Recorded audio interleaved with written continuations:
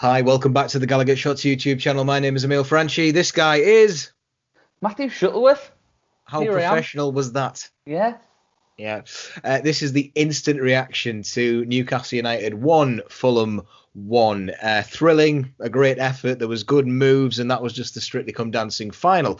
However, none of it on show at St James's Park. That's the only thing that I've planned for tonight, Matty. And to be honest, there was probably more that went into that than most of the performance tonight. Me just trying to think of something witty to tie in the fact that I missed the first 20 minutes, or at least I was demoted to the iPad for the first 20 minutes to watch Strictly, which was arguably better because it went on for 2 hours and it had a few more bits and bobs going on. I mean, dear me. I mean, what did you expect going into this game, Matty? Was it a must-win for you? I'm not sure what must win, because I feel like other than the really bad performances for the majority of the season so far, we're still sat in an okay position. You know, you're starting the game with 17 points on the board. But it all comes down to the luck that we've been afforded so far this season. From the first kick, you could see that Fulham had set up in a way to have a game plan and have a go at us. And I think we've already talked about this, you know, outside of this chat, the fact that, you know, the commentators and the pundits were like very surprised that Fulham are having a go at Newcastle here. They're not playing like the away team. Yeah. But this is what we expect from Newcastle at this moment in time, and we weren't getting any sorts of shots on goal. We weren't creating chances in the first half, and although we'll get to it, but like, you know, their goal came fortuitously or comedically. There was only one team that looked like they were going to win this game. Yeah, I'm with you on all of that. I think there was certainly two lucky moments in this game, which led to its final score. Just starting with the lineup, were you surprised to see Paul Dummett in there? Because I didn't think he was going to be back for a long time. I know that the commentators pointed out.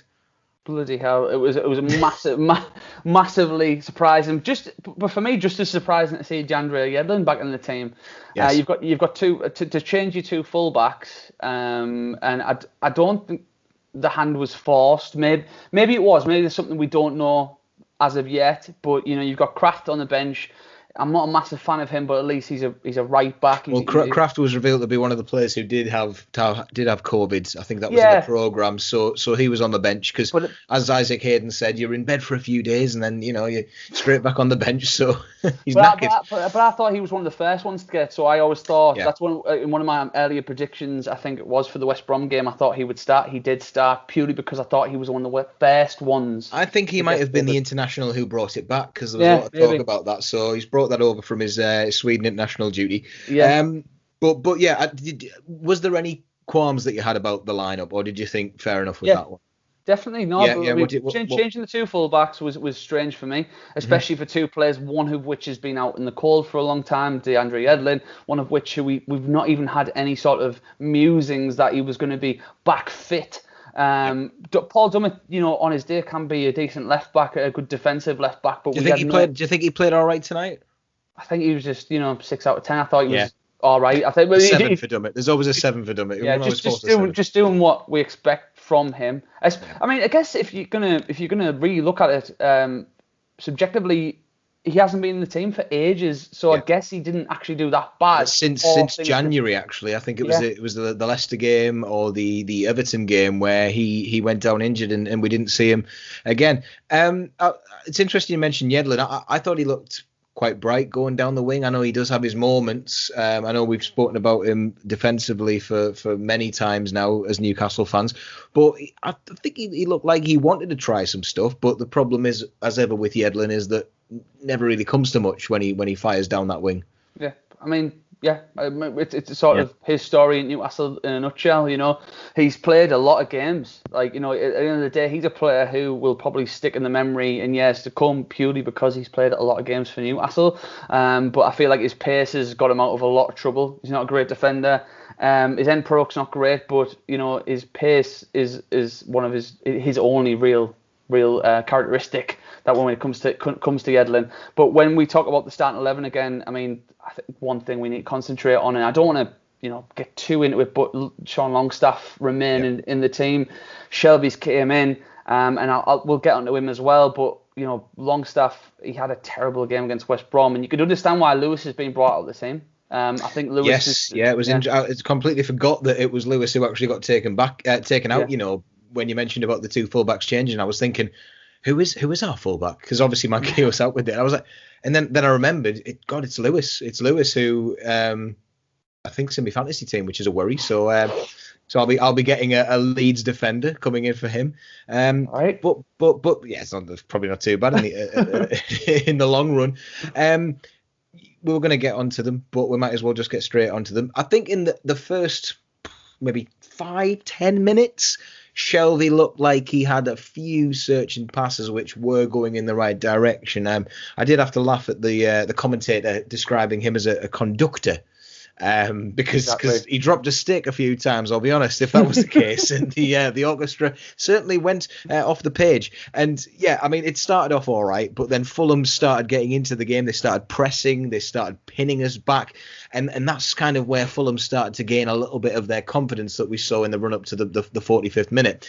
And there was early set pieces there. I think the only blessing that we had was that Fulham weren't clinical enough when they got near the box. I mean, let's be honest, Mitrovic going towards it, we knew what to expect with him. And anyone saying differently, I'm sorry, but Mitrovic is not still a Premier League striker who is going to score that many goals a season.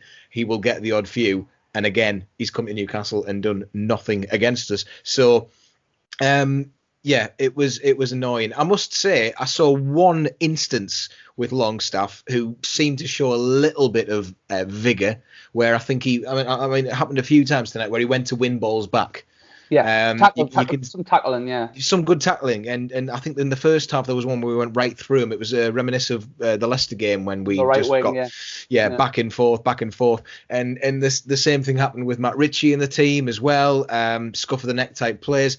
It is just such a shame that Matt Ritchie was in the way of the ball as it connected with his head in that very messy own goal at the end of the first half. So, what's your take on that? Because I've seen Ritchie should have got out the way. I've seen that it was highly unlucky. I've seen that someone's probably saying that Bruce put it in the back of the net himself, to be honest. But yeah, the way things are going. Yeah, for me, again, me and you and Milan, professional footballers, and when we sort of talk about this type of thing, we can only say what we see, and we can't put ourselves in them positions. However, when the way that ball came to him, I don't think it was at high speed. I don't think it went through a bunch of legs or just peed at him. His movement was in reaction to the ball coming towards him. Yeah, that's what I think you can see. You can see that his eyes are looking at the ball, and he goes to avoid his face it. Away. Yeah, but in avoiding it, it hits off him and goes in the net. Yeah, it comes off his angular chin, and right. It's so strange.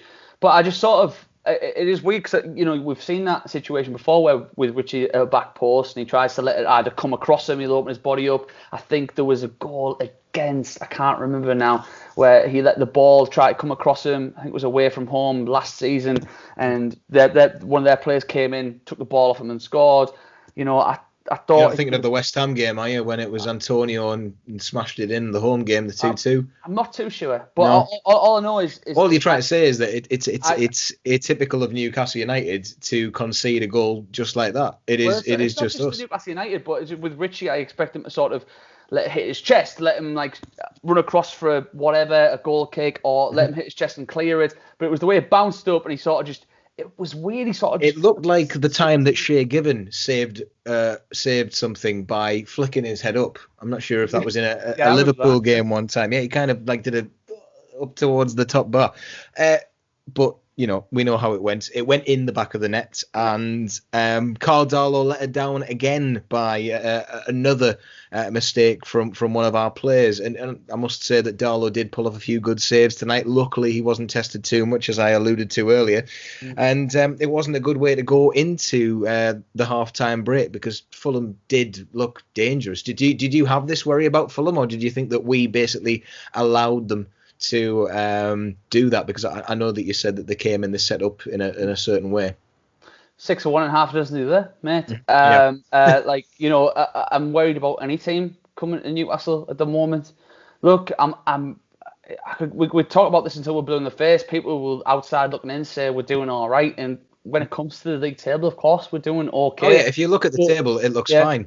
But it's the fact that I know that any team coming to Newcastle United or when we travel away are gonna be given chances to score goals, and we have to rely on last chance blocks like Fernandes throwing himself in front of shots or Darlow making saves. And the Leeds game, as much as on the outside looking in again, but on the flip side of the coin, it's like, oh yeah, they got battered, but we have the chance to concede 3 or 4 every single game because we afford chances. And I think Fulham have got some good players. I spoke to that Fulhamish podcast recently, and we talked about how they've got some good players. They've got the Lookmans, and they've got whether it's Mitrovic or Caballero, who was subsequently injured in the warm up. They will get chances to get shots on goal, and it's whether they just go in on the day. And for me, that's just not good enough to think, well, hopefully it shows you the level that Newcastle are at, and it shows the amount of luck and good fortune that we've got, as well as having a top class striker in Callum Wilson. Add him into it, it makes us slightly better than those teams. And I know that we obviously haven't beaten them today, but you look at Leeds and you see that the benefits that they've got. You look at West Brom and you look at how we did beat them in the end, because we just had the strike force that do it. West Brom, did I say West Brom? West Ham, West Brom. West Brom didn't really have the attacking threat, and I guess Fulham didn't in this one. So, God, I remember the last time we played Fulham, and I think that was a 0-0 when it was at home. Yeah, it was. They nearly won it as well at the end. Well, exactly. No, I think I was at that game, and it was boring. It was so boring, and I just thought, well, what's the point? What is the point in this? And I think that might have. It was similar to when we played Brighton both times last year with the 0-0s there. And again on this one, it was a game that was just nothing. And I'm sorry, but Fulham didn't exactly bring much to it. They just looked a lot better than we did. And heading into the second half, I mean, we looked a little bit better. I did know that in the 58th minute we had 70% possession. So something changed. For 13 minutes we had. Yeah, for 13 minutes. Yeah. But I'm just trying to look at some positives here. Let me have something. Okay. Obviously, Hayden came on, and I must say that we looked a little bit more attacking. We looked like we tried to want it more, and that happened to be the fact that we were 1-0 down. And I mean, there was a few mistakes. Longstaff was losing the ball again. And that happened again. He played a full 90 minutes with many a mistake. What did you make of Joe Linton in this one? Because I know he got in on goal in that second half, and I know that many of his hate club will be quick to jump on the fact that he didn't put it away, but it did look difficult that when he got well defended and got into the box. Yeah, Lamina got across him. That was one of those things that you sort of. When the ball fell to him, he thought it was a half chance. He's going to have to swing a leg at that very quick to get. I thought he should have taken it first time, but again, the more I looked at it, I was like, actually, it's a tough chance. It's a tough chance. It was. He did well to get into that position. Look, Joe. Every single player isn't going to not get criticised, and Joe Linton deserves his criticism when he deserves it. Today, he probably deserves criticism. He didn't do much else except for the fact that when he found that chance fall to him and he didn't take it. Yeah, he was a bit of a passenger. Nothing much happened with Jordan today. No. Linton, as Souness was calling him. Linton. Before someone finally came through his earpiece, if that's what they've got, and he started calling him Joe Linton. Yeah. But then the game changed. Didn't it, Matty? I mean, it took a while. It took a good 5 minutes for the game to change while they did certain checks. But Anderson brought down Wilson. And I mean, what did you think? Did you think penalty straight away? Because as soon as the VAR check came in, I was thinking, no, there's going to be a free kick on the edge of the box, because he seemed to just tug his shirt outside of it. I'm not really sure how it became penalty. Yeah, well, I love football, and I like to think I've got a grasp of football rules, but maybe I'm glad you're here. maybe there's I love football. There's some sort of. I hope that's not what I sound like. No. There must be some sort of rule, because obviously there was contact outside the box. It went into the box, but then there was another. I feel like there was another sort of arm on him as there he was went three into the stages box. to it. There was Wilson gets in front, Anderson tugs. Wilson keeps going, Anderson tugs again. Wilson gets away, and Anderson has a slight touch, and And he it goes then down. takes Wilson down, who obviously made a meal of it because that's what his Yeah, well, speciality is. that's what he does, man. Oh, exactly, he did very well to win the penalty, as someone pointed out, and I think that is a fair summary of it. I didn't really know where the red card came from, but then I found out he was already on a yellow, but then he didn't Yeah, get another yellow, and he got a red. Is there some sort of, because I was trying to explain this to my mates, is there some sort of thing about getting a second yellow for certain things, or some stuff that means that it goes straight to a red? As far as I'm aware, that this last man rule, there was the double jeopardy, all that stuff. The double jeopardy goes out of the referee's thinking when the defender who's making the foul doesn't make an honest play for the ball. So when it's a share pull or a push in the back, that's not an honest play for the ball. So it's like a last man kind of deal, is it? Yeah. So if he'd have actually tried to slide tackle him, he probably would have not been sent off. But then again, he would have got a yellow. Anderson, that's the thing. I guess he's sort of going to be omitted from criticism, the referee, purely because regardless, Anderson would have got a red card. Well, it was a bit of a Solskjaer last ditch kind of thing then, I guess. He should have got a second yellow for a red anyway. He's got a straight red. They might look at it in. I don't know if they can. With the straight red and the second yellow, it comes down to the suspension stuff, doesn't it? Because I think, is it 2 yellows is a 1 matcher, and obviously straight reds are 3. But I would imagine that straight reds are 3 only if it's violent conduct. So I'm not too sure if he just would have got the same one anyway. I might be talking shit. Yeah, well, if the FA are watching, he smacked him in the face. The dirty I saw him. He tried to touch him. For me, it's just about a penalty. He should have been off the pitch anyway. I appreciate there was a lot of fanfare around it. There was a point where he went and looked at the monitor, came back, spoke to Anderson, then walked back to the monitor. And I was at that point, I was screaming at the telly, but I think the right decision was made in the end. Oh, I think so too. I think it was a foul, one way or another. It's how it became a penalty is what confused me, because I felt that the actual crime was committed outside the box. But then, again, as you said, we're not professional footballers, nor are we the rule makers, nor are we referees, nor are we VAR assistants, nor are we the people who stand on the sideline. It's very complicated. It's very complicated, isn't it? Now, I'll be honest, Matty, this is where my notes tail off, because I can't write down a single thing that happened in those final half an hour.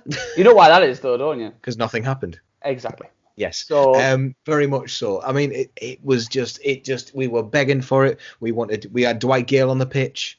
Ryan Fraser came on. Yep. Fulham at that point though knew that they just had to set up, and strange that we had parked the bus, as had Fulham, and both buses just did not move. Well, for me, I mean, I still think that Fulham's bus, to a certain extent, had a bit of fuel in the tank, to use bus analogies. They threw a suitcase off the undercarriage and then set that one off on itself. It had a remote control car inside. They drove to Weatherby Services and parked up for a little bit. It was all, but like, and a night at the Days Inn. Yeah, exactly. But like, I said this, I was shouting at the screen. I was saying, like, it doesn't. You shouted at your TV a lot tonight, by the way. Is everything all right? No, they'll be all right. They'll be okay. We'll make up later. But it was the fact that they didn't look like they were a man down ever. No, exactly. That's it. There was a red thing on the screen. That was about all you would be able to tell. Yeah, that was the problem. The fact that we went playing with any sort of advantage. I know there's that whole thing of it's harder to play against 10 men sometimes, especially with an early sending off. But when it's near the end of the game, the red cards led to a goal. We should have some sort of impetus. That impetus was not evident whatsoever, and that made me very angry. But also, like Newcastle have always been, it's painfully predictable. We know that, like, we're given the impetus in the game. That thing that you said there, Matty, about it's harder to play against 10 men. Normally, most sides manage to prove that wrong, and that's why that phrase becomes such a bit of a, like, everyone just says that, just to give the side. But with Newcastle, no, we will prove that point. We will prove it, that we will make it more difficult for ourselves. I mean, what needed to happen apart from scoring? I know we're going a bit over here, but what needed to happen? Because I'm confused as to what the hell was going on in that final bit. Just more forward balls, I think. I mean, look, again, it's all good and well that we sit here and we talk, we analyse games and we go at the games, but the way Newcastle play now, it's evident that there's not enough forward balls. I mean, with Fulham, whether they had 11 men or 10 men, when they got near our 18-yard box, they try to play a 1-2. They try to sort of burst their way into our box, whereas we work it out wide, sometimes put a ball in. Our style of play didn't change, didn't react to the fact that we were playing against a team with a man down, and it was just painful to watch. It was just, and then with the last 2 or 3 minutes, they burst into our box, get a corner, and you're thinking, Jesus, if they get a win here, like, you know, it was a taste of our own medicine in the whole smash and grab argument. You know, we've seen it so many times, and they definitely could have. And if that's not a wake-up call, I mean, if Leeds wasn't a wake-up call, and that isn't a wake-up call, then God knows when that alarm's set for, because it's going to be a pretty miserable time if we don't beat Brentford. Well, I'm just hoping that, I think, I might be wrong. Here it is. Here I am. Bold statement. Come on. The one of the last extra times I appeared on, you asked me, West Brom, Leeds, Fulham. Oh, you were on about the final games, yeah. And I think I said 4 points. I think I said 4 points out of the cup. I think yeah. There was a talk that 4 points out of the cup. Sorry. I think it was 4 points out of the cup. It might have been 4 points to stay in the cup. There was a few stay in the cups on penalties. I'm sure. At least I've got the Premier League prediction right. Yeah. So yeah, no, it's true. I think it's weird looking at the 3 promoted teams, which we've had the luxury of playing over the course of a week. We got 4 points. Yeah. 2 home games. Not great. It's not great. Not great at all. Should have been 6. Should have been at least 6. And the matter of which those points have came is the most concerning thing. Yeah, exactly. And that's what we spoke about on Thursday night. And I think everyone's kind of, rude. The fact that West Brom wasn't a convincing performance did not bode well. Then we came in and we got shafted by Leeds and we did it again. And now we've managed to not beat the team that had conceded 22 goals, I think, up until. And the only way we scored was from the penalty spot. And we scored from a penalty from the man who keeps doing the job. Given the luxury of 10 men for 20 minutes and still couldn't even lay a glove on them. Yeah, well, look, mate, I've got a TV to go and shout out because I feel like mine's missed out. So you might want to go back and do yours. I need to go and apologise to mine. You're going to kiss and make up, right? Yeah, okay. It'll be all right. Yeah, I mean, we could go around for days, but I'm sure there'll be high analysis of this. There'll be more excuses, but I hate to say it, nothing is going to change the place that we are in the table. The points that we have already got. It is going to be a long time, unfortunately, and that's not me apologising for anyone. That's not me saying that the football is good. It is just the damn truth of Newcastle United at the minute, and it is where we are. And unfortunately, unless we are facing relegation, like Fulham, West Brom, Sheffield United probably are for a long time, until we join them, it is not going to change. And even then, it might be too late. So this is the way. This is the way. Oh, dear. Yes. Thank you very much for subscribing. Please join the Gallowgateshots. I was about to say the Gallowgateshots tribute band there for some reason. But I guess we are in a way, Matty. We are the understudies. We will do that. We are the understudies. Yes, the Gallowgateshots YouTube channel. You can subscribe. You can join now with a small fee to get some exclusive access to videos, and it also helps maintain the channel and make sure that we keep bringing these videos, especially over the Christmas period. If you are watching maybe in a tier 4 zone, then we'll keep bringing you company over Christmas because there's plenty more to come, even if the football is terrible. So, Matty, I will see you sometime soon, and let's just hope the cup game goes okay. Yeah, take care, everyone.